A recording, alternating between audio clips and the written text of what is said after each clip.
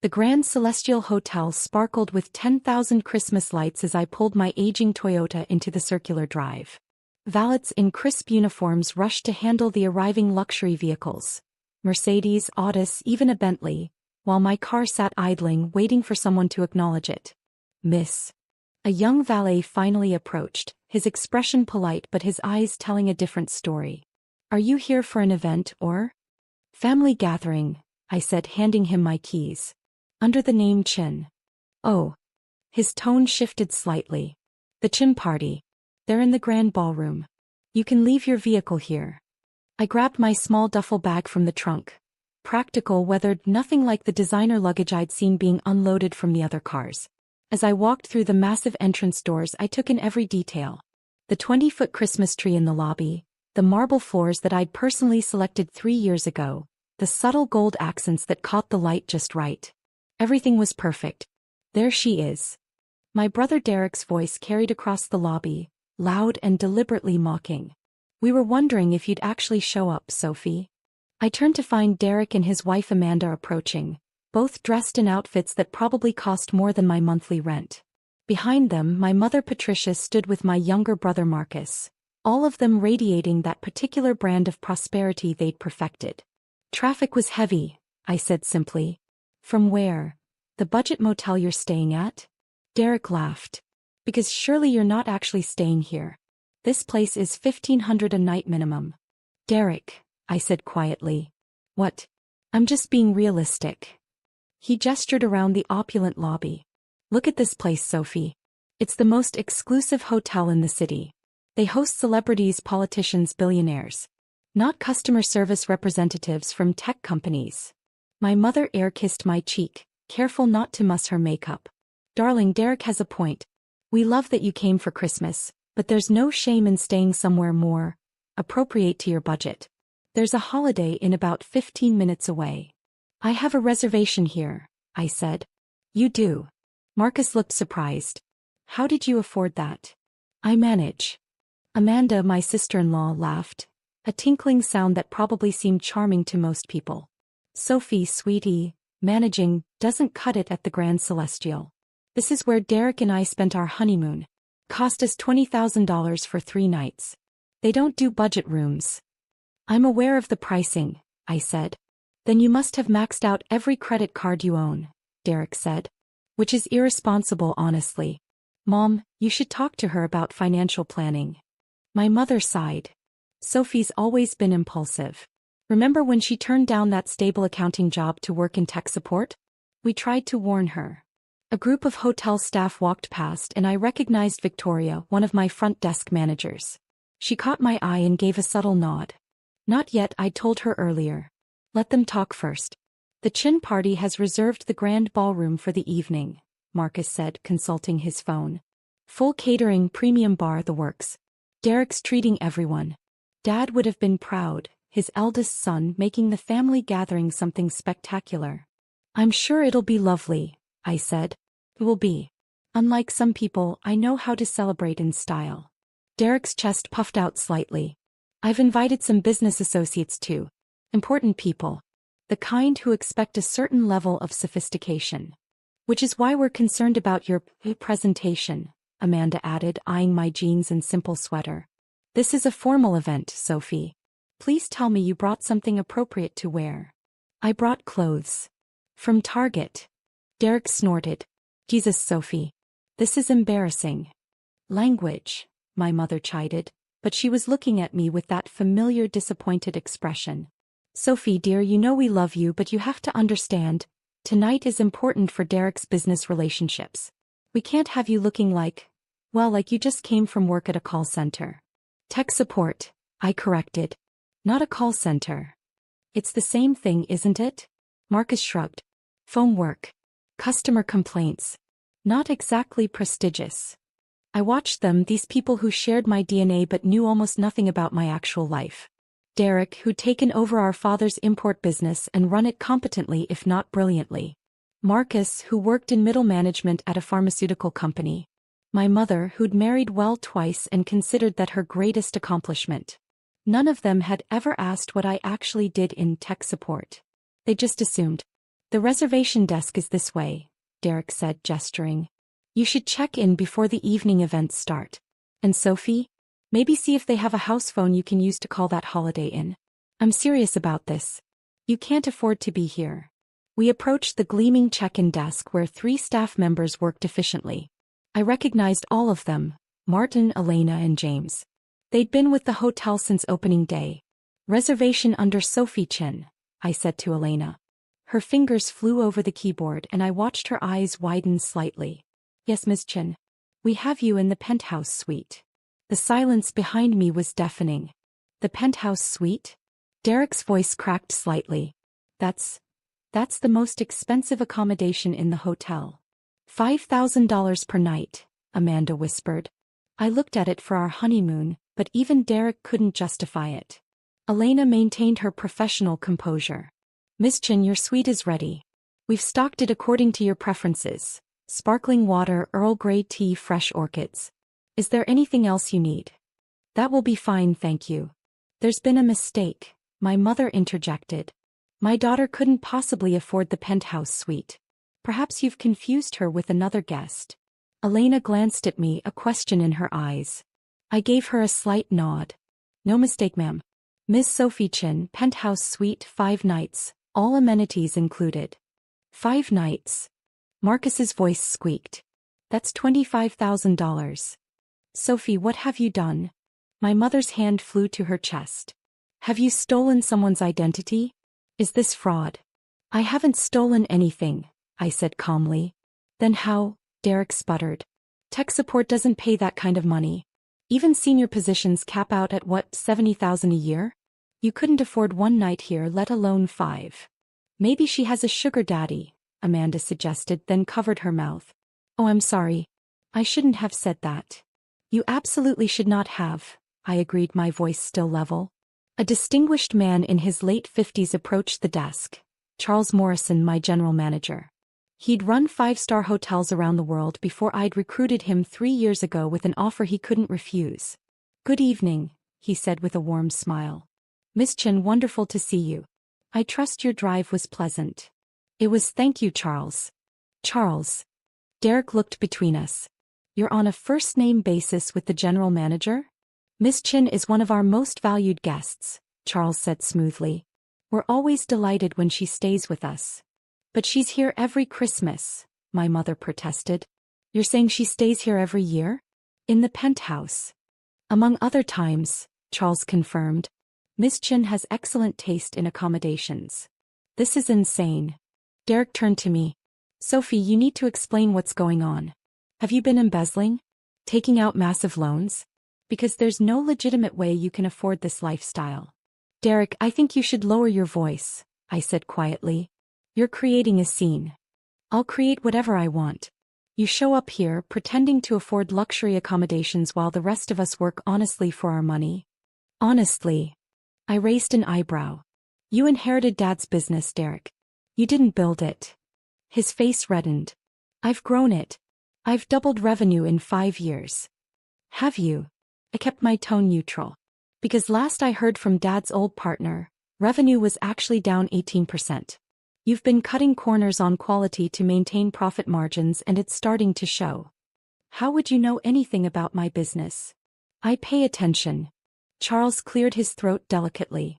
Perhaps this conversation would be better held in private? We do have other guests checking in. No, Derek said firmly. I want answers now. Sophie, where did you get the money for this hotel? I looked at my mother, at Marcus, at Amanda, at Derek's furious face. They were all waiting, convinced they were about to uncover some scandal, some proof that I'd failed just as spectacularly as they'd always predicted. I work for it, I said simply. Tech support doesn't pay this much. You're right. Tech support doesn't. Then what? My mother stopped. Sophie, what exactly do you do? I told you at Thanksgiving 3 years ago. You weren't interested in the details. Marcus frowned. You said you were working on a startup. Something with software. Not exactly. Then what? Derek demanded. Victoria appeared at Charles's side carrying a tablet. Excuse me, Mr. Morrison. The final numbers from the Christmas Eve gala are ready for your review. Revenue exceeded projections by 22%. Excellent. Charles glanced at the tablet, then at me. Ms. Chen, would you like to review these now or after you've settled in? My mother's voice was faint. Why would Sophie review the hotel's revenue numbers? Charles looked surprised. Because she's the owner, of course. The lobby seemed to stop. Guests walking past paused. Staff members who'd been studiously ignoring our conversation turned to stare. My family stood frozen like someone had pressed pause on reality. Owner, Derek finally repeated. Owner of what? The Grand Celestial Hotel, Charles said, clearly confused by the question. Ms. Chen founded and owns the entire property. Has for 3 years now. That's impossible. My mother shook her head. Sophie works in tech support. He drives a Toyota. She wears clothes from Target. I do wear clothes from Target, I confirmed. They're comfortable. But, owner. Marcus looked around the massive lobby at the Christmas decorations, at the evidence of wealth and success everywhere. This hotel must be worth. The property is valued at approximately $240 million, Charles provided helpfully. Though Ms. Chen owns it outright, no mortgage. She purchased the land and financed construction through a combination of personal funds and investor capital. The hotel's been profitable since month 3 of operations. Amanda sat down heavily in one of the lobby chairs. $240 million. Sophie. My mother's voice was strange. Is this true? Yes. But, how? The startup I mentioned at Thanksgiving. Remember? You said you were too busy to hear about another one of my little projects. Derek's face had gone pale. What startup? I developed a customer relationship management platform for luxury hospitality. It integrates booking systems, guest preferences, concierge services, housekeeping and revenue management into one seamless interface. I sold it to 3 major hotel chains for $85 million 6 years ago. Silence. 6 years ago you were 26, Marcus said slowly. You were living in that tiny apartment working at the tech company. Working on my software in the evenings, I corrected. The tech support job paid my bills while I developed the platform. It took 3 years to build. $85 million, my mother whispered. After taxes and paying back my initial investors, I netted about $50 million. I used $30 million to purchase this land and build the Grand Celestial. The rest I invested in a diversified portfolio that's performed reasonably well. Victoria stepped forward, her tablet extended. Ms. Chen, I hate to interrupt, but the architectural firm called about the Singapore property.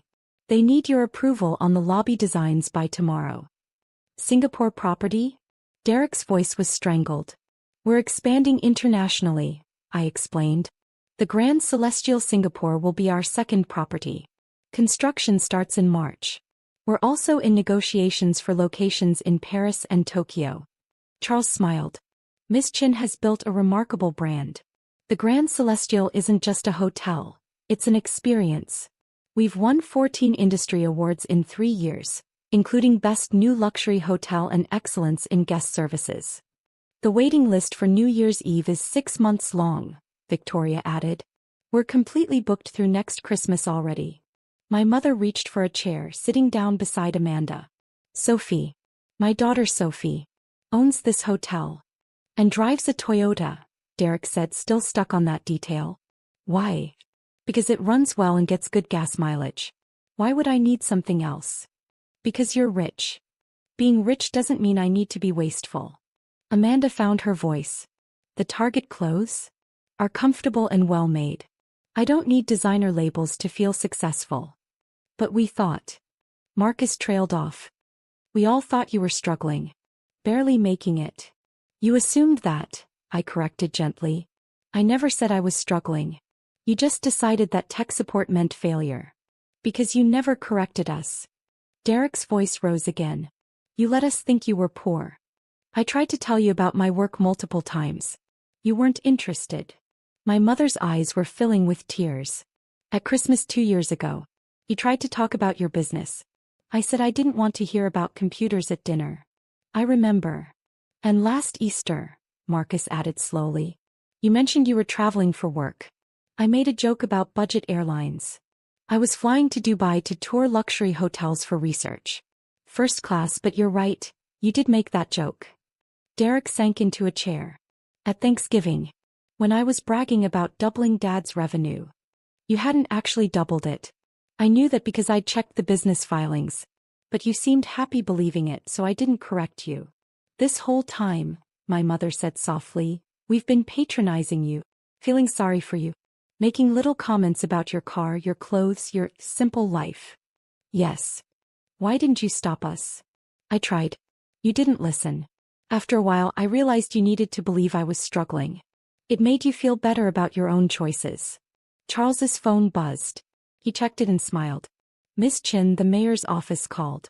They want to confirm your attendance at the New Year's charity gala. You're receiving the Entrepreneur of the Year award. The mayor knows her? Marcus's voice was weak. Miss Chin is quite prominent in the business community, Charles said. She sits on the boards of 3 nonprofits, mentors young entrepreneurs, and has donated over $10 million to local charities in the past 3 years. 10 million, Derek repeated numbly. The Grand Celestial also provides free venue space for charitable events, Victoria added. Last month, we hosted a fundraiser for children's literacy. Miss Chin personally donated matching funds that raised over $500,000. My mother was crying now quietly. We've been horrible to you. You've been dismissive, I agreed.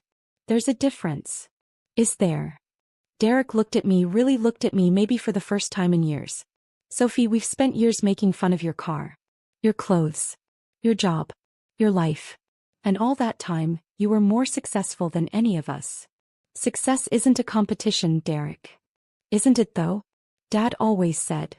Dad said a lot of things. Some of them were wrong. Marcus stood up, walking closer to me. Why are you here? For Christmas, I mean. After how we've treated you, why spend the holiday with us? Because you're my family. And I kept hoping that eventually, you'd see past your assumptions and actually ask about my life. We never did, my mother said. Not once. No. A well-dressed couple approached the desk, clearly waiting to check in. Charles gestured to Elena to help them while he stayed with us. The grand ballroom, Derek said suddenly. I booked it for tonight. For our family gathering. I know. I approved the reservation. You approved. Of course you did. It's your hotel. He laughed, a slightly hysterical sound. I've been bragging about treating the family to a fancy dinner at the Grand Celestial, and it's your hotel. The ballroom looked beautiful when I toured it this morning, I said. Chef Michael has planned an excellent menu. Chef Michael, Amanda repeated. The one with the Michelin star. We were very fortunate to recruit him. My mother wiped her eyes carefully, trying not to smudge her makeup. Sophie, I don't know what to say. How to apologize for years of condescension. I supplied gently. Dismissiveness. Assumptions. All of that. You could start by asking questions instead of making assumptions. What do you want us to ask? I thought about it. Ask me about my work. My goals. Why I built this hotel. What I'm planning for the future. Ask me about my life instead of telling me what's wrong with it. Derek stood up, walking to the massive windows that overlooked the hotel's landscaped grounds. This is incredible. All of this. And we had no idea. You didn't want to know. He turned back. That's fair. That's completely fair. He took a breath. Sophie, tell me about the hotel. Why this? Why hospitality? Because I believe luxury should include warmth. Most high-end hotels are cold, impersonal. I wanted to create spaces that were both elegant and welcoming, where guests feel valued, not just processed. The software you developed, Marcus said. The CRM platform. That's what made this possible. It gave me the capital and the industry connections. But the vision was always there. Even when I was working tech support, I was studying hospitality, touring hotels, learning what worked and what didn't. Victoria approached again, this time with a small wrapped box. Miss Chin, this arrived for you. From the Singapore architectural firm. They said it's a model of the proposed lobby. I took the box, feeling its weight. Thank you, Victoria. There's more, she said quietly. The Tokyo investors called. They're ready to sign. They want to meet next week. Tokyo. My mother's voice was steadier now. You're building hotels in Tokyo? If the negotiations go well. It's a competitive market, but I think we have something unique to offer. Charles checked his watch. Miss Chen, the evening staff briefing is in 20 minutes. Did you still want to attend? I do. You brief your own staff? Derek asked. During holidays, yes. I want to thank them personally for working Christmas Eve. Most of them have families they could be with. That's... He searched for words. That's really decent of you. They make this place work. The least I can do is acknowledge that. My mother stood, smoothing her dress. Sophie, the ballroom reservation. Tonight. Is the family still welcome? Of course. I'm looking forward to it. Even after everything we've said? You're my family, Mom.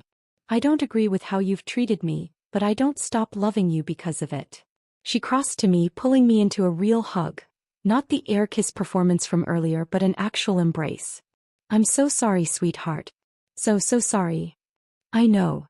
I have so many questions. About the software, the hotel, your plans. Everything. We have 5 days together.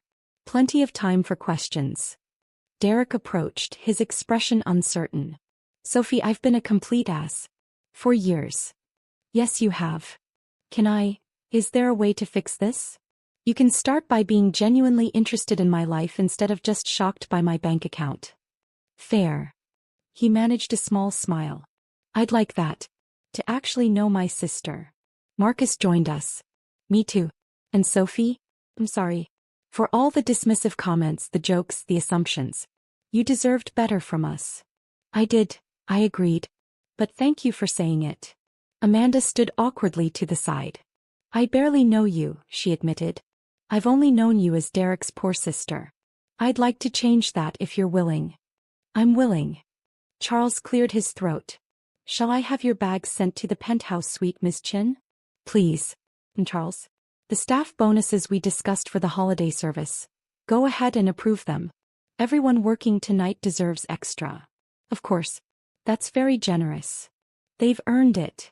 As Charles walked away, Derek shook his head in amazement. You really did build something incredible here. We built something incredible, I corrected. It takes hundreds of people to make a hotel like this work. I just had the vision and the resources to start it. The vision is yours, though. Marcus looked around the lobby. This warmth you mentioned, I can feel it. This doesn't feel like other luxury hotels. Feels welcoming. That was always the goal. My mother linked her arm through mine. Will you give us a tour of the hotel? I'd like to see what my daughter created. I'd like that too. We walked through the Grand Celestial together, my family seeing it with new eyes. I showed them the ballroom where their party would be held, the restaurant where Chef Michael was preparing the evening's menu, the spa that had won 3 international awards. I introduced them to staff members who spoke warmly about working at the hotel, who clearly took pride in their work. In the business center, we ran into Margaret Chen, no relation despite the same last name, who managed our corporate accounts. Miss Chen. She lit up when she saw me. I didn't know you were staying over the holidays. 5 nights, I confirmed. Margaret, this is my family. Mom, Derek, Marcus, Amanda. This is Margaret Chen, our corporate accounts manager. It's wonderful to meet you. Margaret shook everyone's hands enthusiastically. You must be so proud of what Sophie's built here. She's revolutionized boutique luxury hospitality. We're just learning about it, my mother admitted. Well, she's brilliant. The personal touch she brings to every aspect of the operation. It's why we have 98% occupancy year-round. Guests don't just stay here once. They come back again and again because they feel valued. After Margaret left, Derek said quietly, everyone here loves you. I hope they respect me. Love isn't required. They do though. You can see it in how they talk to you. About you. We took the private elevator to the penthouse suite. My suite. The doors opened directly into the foyer, revealing 5,000 square feet of elegant space. Floor-to-ceiling windows overlooked the city, now sparkling with Christmas lights. A 12-foot tree stood in the corner, decorated in silver and gold. This is... Amanda trailed off.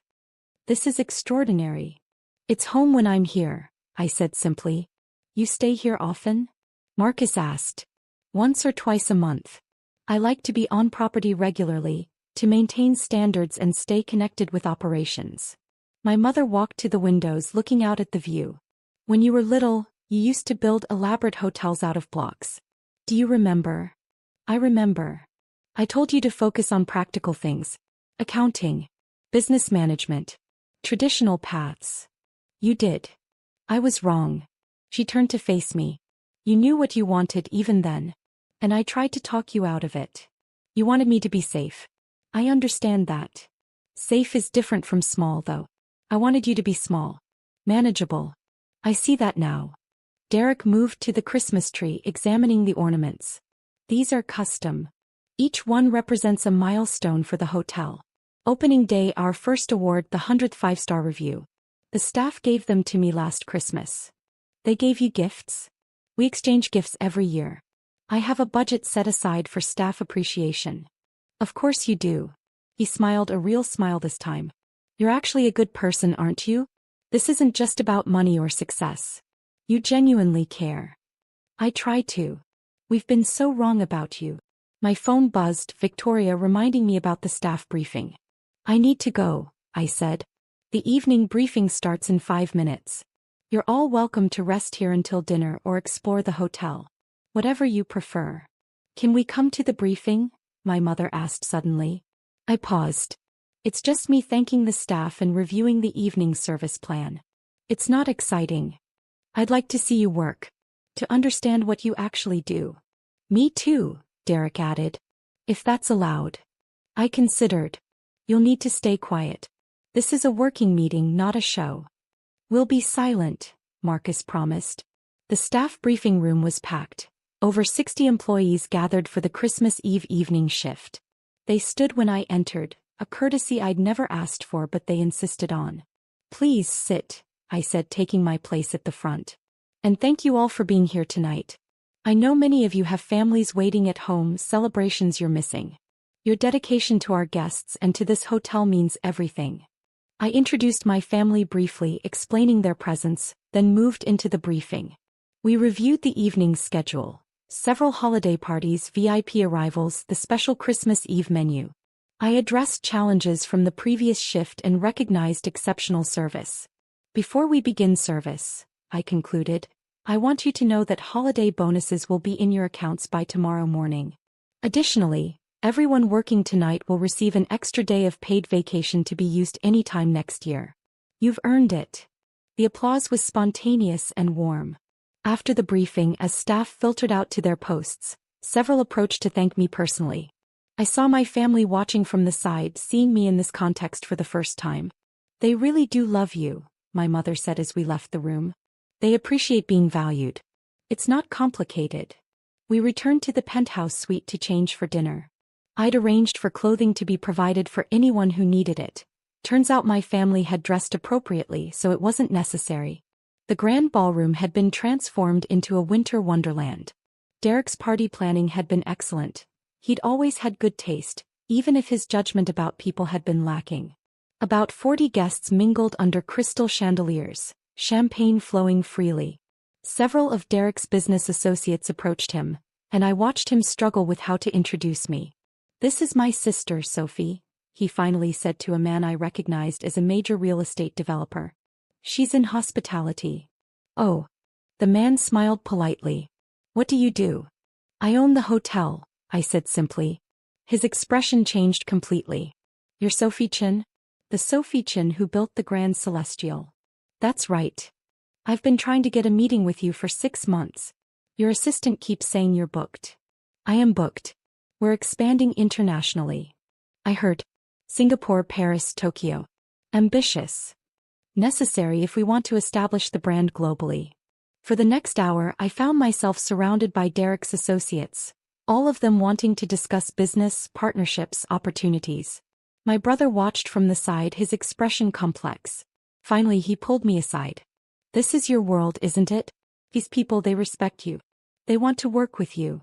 Some of them, yes. And I brought them here to impress them with a party at a fancy hotel. Your hotel. It's a lovely party, Derek. You should be proud. I'm not, though. I'm embarrassed. All this time I've been the successful older brother and you've been quietly building an empire. It's not an empire. It's a business. A business worth hundreds of millions of dollars. The value isn't the point. Then what is? I thought about it. Creating something meaningful. Building spaces where people feel valued and welcomed. Proving that luxury and warmth aren't mutually exclusive. You've done that. Everyone can see it. I hope so. Dinner was spectacular. Chef Michael had outdone himself. As we ate, my family asked questions. Real questions about my work, my plans, my vision. They listened to my answers, actually listened instead of waiting for their turn to talk. The Singapore property, my mother said over dessert. When does construction start? March if all the permits clear. We've partnered with a local firm that understands the market. Will you be there often? During the first year, probably monthly visits. Once operations stabilize, quarterly reviews should suffice. That's a lot of travel. It's necessary. I can't build a culture of attentiveness if I'm not willing to be present myself. Marcus leaned forward. The staff clearly adores you. How do you maintain that across multiple properties? Regular communication. Fair compensation. Treating people like the professionals they are. It's not complicated. Most businesses just don't bother. And the expansion plans? Derek asked. Where do you see the brand in 5 years? 5 properties across 4 continents. Each one adapted to its location but maintaining our core values of warmth and excellence. That's incredible, Amanda said softly. After dinner, as guests mingled, the mayor arrived. I'd invited her personally. She found me quickly, pulling me into a warm hug. Sophie. The hotel looks magnificent. Thank you for coming, Mayor Richardson. I wouldn't miss it. And congratulations again on the Entrepreneur Award. Well deserved. My family watched this interaction with wide eyes. Mayor, I said, this is my family. Mom, Derek, Marcus, Amanda. This is Mayor Richardson. The famous family. The mayor shook everyone's hands. Sophie talks about you all the time. She does. My mother looked surprised. Of course. She's very proud of Derek's work in import-export, Marcus's pharmaceutical career. And Mrs. Williams, she mentioned you were thinking of retiring soon. Yes, possibly. Sophie thought you might consider consulting for the Grand Celestial. She says you have excellent business instincts. My mother's eyes found mine. She said that. I did, I confirmed. If you're interested. I'd be honored. As the evening wound down, my family gathered on the penthouse suite's terrace, looking out over the city. This has been the strangest Christmas Eve of my life, Marcus said. Finding out your sister is secretly rich? Derek suggested. Not secretly, I corrected. Just privately. There's a difference. Finding out we've been idiots, Derek amended. Complete idiots who dismissed you for years. You weren't idiots. You were just wrong. Generously put. My mother slipped her arm through mine. Sophie, thank you. For what? For not giving up on us. For inviting us here, showing us your life, giving us a chance to really see you. You're my family. That doesn't change even when we frustrate each other. We've done more than frustrate you, Derek said. We've been cruel, dismissive, condescending. Yes. And you still invited us to your hotel for Christmas. I still love you, Derek. All of you. Even when you drive me crazy. How do we fix this? Marcus asked. How do we move forward from here? By being honest. By asking instead of assuming.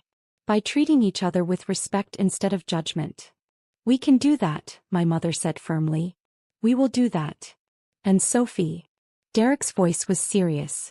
I want to learn from you. About business, about leadership, about building something meaningful. Will you teach me? If you're genuinely interested. I am.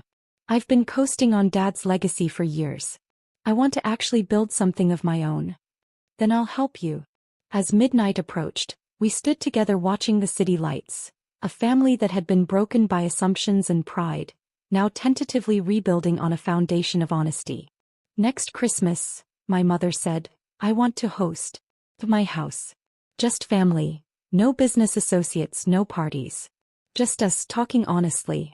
I'd like that, I said. Me too, Derek added. And Sophie? I promise. No more jokes about your car. I don't mind jokes about my car. Just ask me about the rest of my life too. Deal. The grand celestials sparkled below us, every window glowing warm against the winter night. My hotel. My vision. My success. But standing with my family, beginning to truly connect for the first time in years, I realized success had many definitions. The hotel was one kind of achievement. This moment, this honest connection with people I loved, was another entirely. And as Christmas Day began, I was grateful for both.